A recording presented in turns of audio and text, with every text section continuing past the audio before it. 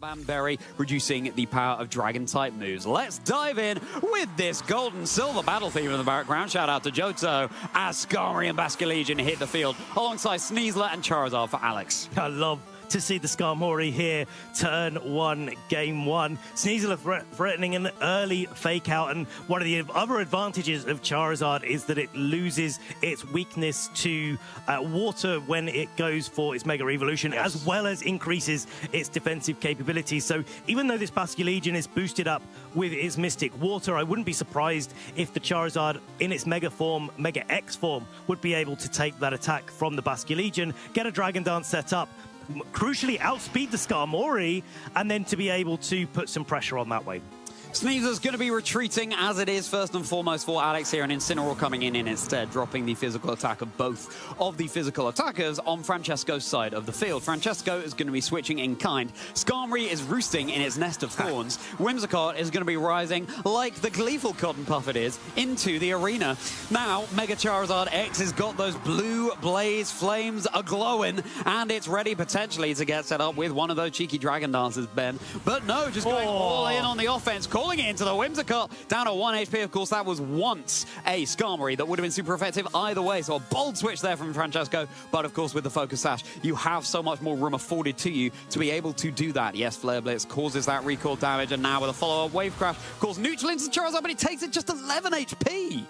Definitely an Aqua Jet range there, so there's some decisions to be made. Love the switch out for Alex here, getting that Incineroar in, not falling for the Whimsicott switching in that Francesco wanted to catch maybe with the ability to Encore in this turn. Instead, Alex is like, well, I see your Encore coming in. I'm going to be one step ahead of that going into the next turn. Incineroar getting the fake out, but notably cannot fake out the Basculegion being a ghost type, and so isn't able to properly protect this Charizard on this turn. But that's probably okay for Alex in this spot, because the Charizard doesn't necessarily need to go on the offensive in this turn.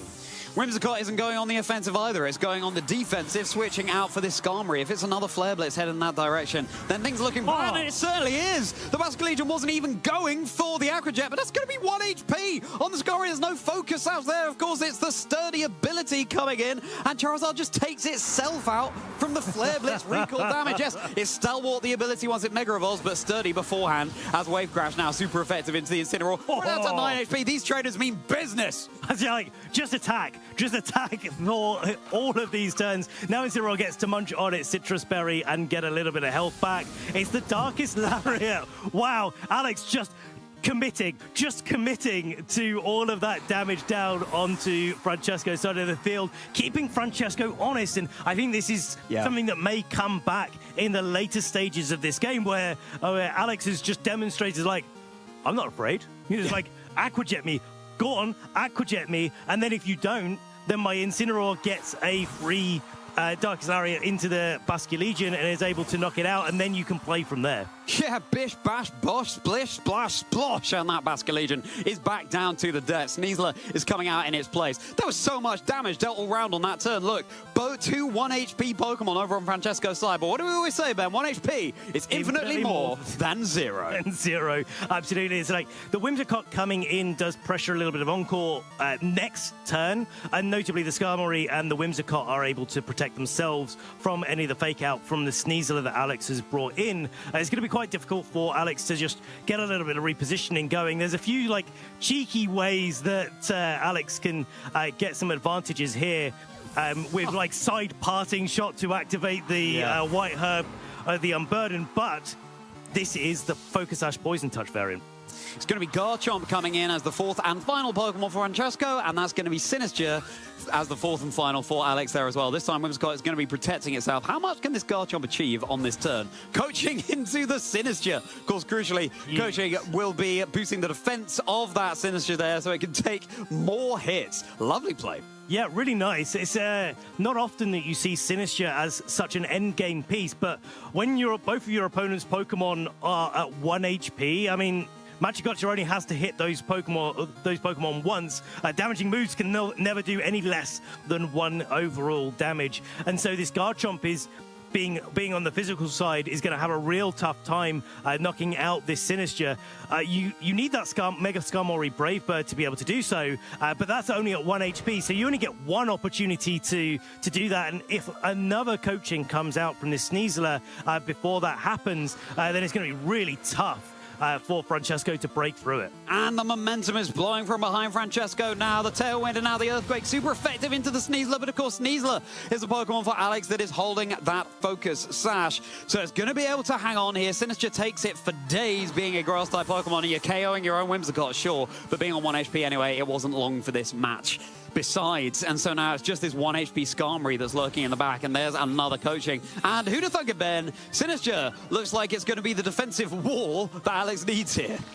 Yeah, getting a little bit of HP recovery back from the Garchomp as well. Do pretty significant damage. Okay, critical hit. That makes a little bit more sense there. The extra damage is definitely nice. Might accelerate this game by a turn or so going into the next few turns. And that's really important, actually, because this Skarmory is only going to get one opportunity to Brave Bird. We are in the Tailwind environment. This Sneasler doesn't have the opportunity to protect itself. So either the Incineroar comes in, it's at low HP. Yes, it's going to get some Intimidate down onto the Skarmory and the Garchomp, but it is going to go down on the switch into an Earthquake, and there's nothing stopping this Garchomp going for an Earthquake this turn. At least you have the Intimidate with Incineroar in the back, but as it is, it's going to be Sinister staying in and protecting itself. This is now the linchpin for Alex. Earthquake now, again, it's going to be easily enough to secure this 1 HP onto the Sneasler. Incineroar is forced back out, and, you know, it's looking kind of close here with this Garchomp, but with that crit matcher gotcha, potentially that could be what seals the deal for Alex. It's like Incineroar gets to come in here, get the Intimidate off, get another Fake Out going, and there's a pin here from Alex being able to just make sure that the Fake Out is always in play. Whether or not you switch the Incineroar in and the Sneasler comes back in, or you just bring the Incineroar in clean and to be able to Fake Out for this turn.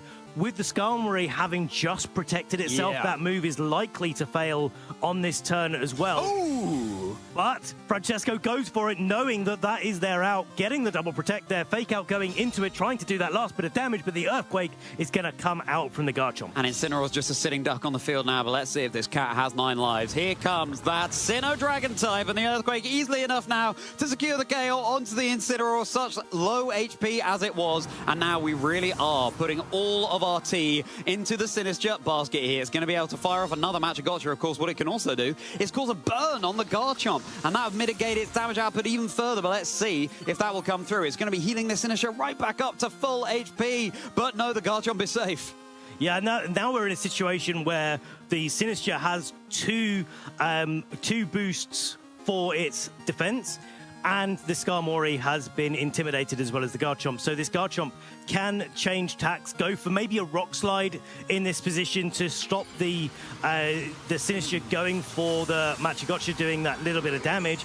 But also, maybe it's the Iron Head Rock Slide, get some damage down on the field, stop any more recovery, and then the Brave Bird later. Oh, but it's going to be a Brave Bird now, going for the Mega Roll, 1 HP. Is it going to be enough? This goodness me, the Sinister, let's not forget it, +2 to its defense. Thanks to the coaching boost, this China has been fired all the more hard as the Skarmory returns to its trainer. Garchomp is left, going for a Dragon Claw, its best move here, but look at this. This Sinister can take that for days, and now another Machigotcha into the Garchomp, neutral damage, but it's going to be enough. The little teacup that could. Sinister is going to be taking Alex Soto through to a victory in this first game of Swiss Round 6. Yeah, it's a really nice end game that Alex formed there. Was a little bit susceptible to any sort of critical hit that came through from Francesco. That's probably what he was going for there. Maybe an Iron Head Rock Slide would have, if you managed to get a couple of flinches in that situation, might have been able to give Francesco the opportunity for a win condition, but you can miss a Rock Slide. There's no guarantee that you're going to get a flinch, and so I think maybe the more likely scenario for Francesco in his own mind is like, well, I need to crit, let's just go for it. Yeah, exactly that, yeah. And listen, sometimes it pays off. Unfortunately, though, in this case, Alex was able to use that coaching really, really well, and that Sinister was the one that was able to clean up. Now, really interesting that Alex ended up winning that, because early on in the game, it looked like that Charizard X, mainly what it was doing was just dealing damage to itself. sometimes you've got to go all in and go for that risky play of taking the recoil damage in order to get the big flare blitz off. But, I mean, what do you think about that, Ben? Well, I think, like, if Francesco had gone for the Aquajet there, not taken the damage on the Skarmory on the switch in, but then also for the it was the Whimsicott first, wasn't it? And then the Skarmory took the secondary Flare Blitz. Francesco probably thinking like, hey, I'm kind of safe here. I don't need to risk that. I can get some damage down onto the Incineroar while the Charizard protects itself, and then I can go for the Aquajet next turn, right? And Alex really, I said it in the match, it's like keeping Francesco honest in those situations. Now Francesco has to like second guess every offensive or defensive play that Alex may or may not make, and right? And so going into game 2, I think Alex has created these mind games that Francesco has to try and navigate, and it's really hard in these situations, especially when you're on stream, when those lights are beaming down. It's hard to keep your mindset straight and just play the objective Pokemon in front of you. Well, are they going to be able to do that? Let's find out as Basculegion and Garchomp hit the field now for Francesco, and hitting us for Alex is going to be the Charizard and Incineroar double fire. Once again, this Mega Charizard X in the lead as that Champions theme serenades us. And it looking like the, again, the same combination of Fake Out plus the Dragon Dance looks really, really nice. But I think one of the reasons that Alex was not really wanting to go for a Dragon Dance in those spots in the last game was actually just because of what Francesco did in turn 1 of game 1, where switching the Whimsicott in and catching the Charizard trying to go for the boost and locking it into that so it can't get any attacks off. I really like this lead for Francesco because if you stay as your regular Charizard, you take super effective from Basculegion, you could Mega Evolve away from that to take neutral damage, but then of course you're taking super effective damage from the Garchomp. So Francesco really trying to pin this, but maybe it's a bluff because Basculegion is switching to the back. Whimsicott is coming in its place, ready to provide a cheeky Encore on a successive turn. The Charizard will be going for his Mega Evolution here and becoming a Fire and Dragon type Pokemon. Now, how well will it be able to take a potential Dragon Claw from the Garchomp? It's not going to be able to act because, of course, the Incineroar targets it down with the Fake Out. The Rough Skin activating, of course, a little bit of chip, but it's all going to add up. Dragon Dance, though, is the play this time for Alex. We are bopping along right with you, my friend. Yeah, now this is the turn we were talking about where Francesco has brought in the ability to Encore, so trying to stay a turn ahead. And now there's an opportunity here, and something that this is where the mind games come in, right? So Francesco can just click Encore into Charizard. If Charizard protects itself, then the Encore doesn't do anything, while Alex gets the opportunity to switch in the Sneasler that may be in the back, maybe passing shot into it. One way or the other can get a Fake Out going on the next turn, stop the Encore, and then the Charizard can go on the offensive. But Whimsicott taking the advantage of that. Francesco seeing it coming, sticking to his instincts and going on the offensive against this Incineroar. Ooh, but you can see the dividends that the Intimidate pays. The Incineroar takes the Dragon Claw so much better. Let's not forget that Francesco's Whimsicott is holding the Focus Sash, so it wouldn't just be able to KO it with one big Flare Blitz. Parting Shot mitigating the offensive prowess of this Garchomp even more now. The Sneasler is indeed coming in, ready to provide an active Fake Out so that this Charizard cannot be locked in. And without Covert Cloak being an option that we have access to, this Whimsicott is going to be susceptible to a Fake Out, which will allow the Charizard to get off a key Dragon Claw, most likely into the Garchomp to put some pressure on it. But this Garchomp is holding a Banberry. Yes. So Francesco is still in a good position to try to retaliate, do a little bit of damage back to Alex. But because of the Parting Shot, because of the Intimidate from turn 1, this Garchomp is going to be doing a lot less damage than I think Francesco would want to in this situation. Yeah, potentially would have to switch it out, but then, of course, you could be on the receiving end of some big Dragon Dance boosted damage. Looks like a disco right now in the Pokemon Champions Arena there for this Mega Charizard X. It will indeed be the Garchomp going for the switch out now. Charizard, the once well-trained, comes in. Let's not forget, this is a Mega Charizard Y that Francesco is running. Not that it can go for its Mega Evolution right now. Scott is protecting. Yes, and it was the Fake Out targeted down into that slot. Alex did not want to be encored into any Dragon Dancing or indeed protecting, but now Charizard has gone for another Dragon Dance, meaning it's susceptible to an encore on the next turn. Yeah, and this is the cycling going on, right? So one of the big strengths of Mega Charizard X is that it can look at a Mega Charizard Y and be like, So what? You know, you can launch those big fire type attacks into me. I'm absolutely not worried about that whatsoever. Interesting to see that Francesco has switched up the strategy in the face of a Mega Charizard X to the Charizard Y, but now Alex gets to protect, switch in another fake out, and we can go round the merry-go-round again. Exactly that. Alex is staying multiple turns ahead, which you have to do if you're running one of these setup Pokemon. Francesco's having none of it. He just wants to step on the gas. And now this Charizard Y is going to get the sun beating down from the sky like a disco ball for this bopping Mega Charizard X.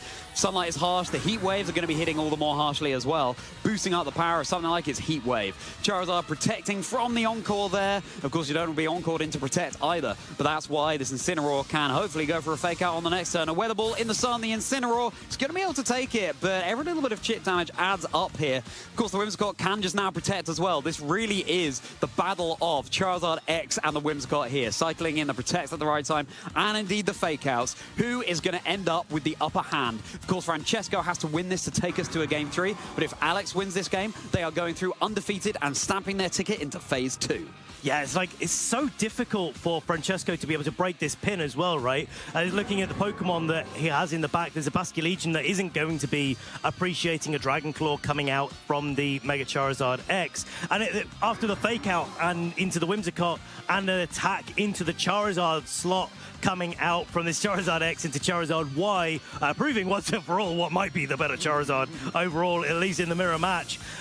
Now the Encore can come into the Mega Charizard X and lock it into doing Dragon-type moves, which means it's not going to be able to damage Whimsicott ever in the battle. Unfortunately, it's going to be able to damage everything else. Exactly. And so, yeah, I'm struggling to see a way that Francesco can break this pin that Alex has been able to manufacture. And of course, you've got Incineroar and Sneasler lurking in the back that can so easily deal with his Whimsicott anyway. So it could well be that Alex is just going to target everything around the Whimsicott with this Charizard X, even if it is Encore. Alex giving us a masterclass as to how to play this team and showing us that they are very much not locked into playing Trick Room teams, my friend. Oh no, Alex has the legs. Yeah, and maybe the wings and definitely the wings, the burning fire out of the mouth as well, and the Boogie Nights too. Boogie Nights. So I wonder what music that Alex has picked going into this game. Maybe we'll have to ask him later on in the day. Garchomp going on the defensive, wanting to protect itself from any more damage. There is the Encore into the Mega Charizard X, locking it into Dragon Claw for at least the next few turns. Not going to be able to do any damage to the Whimsicott, but Garchomp not going to be liking that, even with her Banberry trying to defend it. Nice, so the Whimsicott is finally down. Alex has finally got the upper hand against the Cotton Ball, and now it's been scrunched up. Just Francesco down to their final two Pokemon. It will be the Garchomp and the Basculegion, and the sun beaming down from the sky is going to be acting against the Basculegion that, of course, Francesco himself set up with that Mega Charizard Y and its Drought ability. Alex Soto playing this oh so well, and all four Pokemon to their name. Yeah, it's like, now there's some choices to be made as like how you target and how you protect. The Dragon Claw is going down onto Francesco's side of the field, so this is Francesco's opportunity to come back into this game. If you can block the Dragon Claw, or at least make Alex trade for it, here we go, then maybe you've got a little bit of a chance, but even with the Banberry, Garchomp is not hanging on. I mean, that was a critical hit as well. I wouldn't be surprised if the critical hit didn't matter there, but there you go, just the odds in Alex Soto's favor, and now it's Basculegion against the world. I mean, at least this last Specs is hitting as hard as it possibly can. Yeah. This Charizard is very much down and out, but you do have a Dark-type Incineroar. Truth be told, the Incineroar's on pretty low HP, so it's tough, but at least the Basculegion now hitting all the less hard thanks to that parting shot. We haven't even seen the fourth and final Pokemon for Alex here, so let's see if it will make an appearance. There's a temptation there as well to go for the Darkest Lariat into the Basculegion, try to put it at low HP, but actually I quite like that parting shot to mean that once you've got the parting shot attack drop down onto the Basculegion, you can come back in with the Incineroar. It's on low HP, it's not going to be surviving any attacks, but after two Intimidates with Last Respects at full power, there's a chance that Sneasler or whatever else is in the back may have an opportunity to survive some attacks from the Basculegion. But if it is that Sinistra, like it was in Game 1, and you kind of like to think of it that it is overall, this Last Respects actually could do what it needs to do against the Incineroar Sneasel and potentially the the Sinister in the back, if that's what Alex has chosen. Another critical hit and the Poison Touch. Again, very much in Alex's favour. Now, the Last Respect's easy enough for this Incineroar, but especially with the Poison, this Basculegion will surely be swimming its last. At least we get to see what Alex was thinking as the final Pokemon in the back. Is it going to be the Sinister, or was Alex thinking along a different line? Well, they just have to switch it in, and it is indeed that Sinister, and it will, of course, recover the HP of this Sneasler if it had taken any damage. The Sneasler's holding the Focus Sash as well, and that means that this Basculegion really cannot deal much at all to Alex's team. So it looks like Alex Soto is progressing with an undefeated record through to Swiss round 7. Does look that way, but it's not quite over yet. The poison does mean that the Basculegion isn't going to sleep from a Dire Claw there. But it does mean that all of that damage is going to be racking up so quickly. Basculegion going for the Last Respects. There's the Kasib Berry coming out from the Sinister. Wow.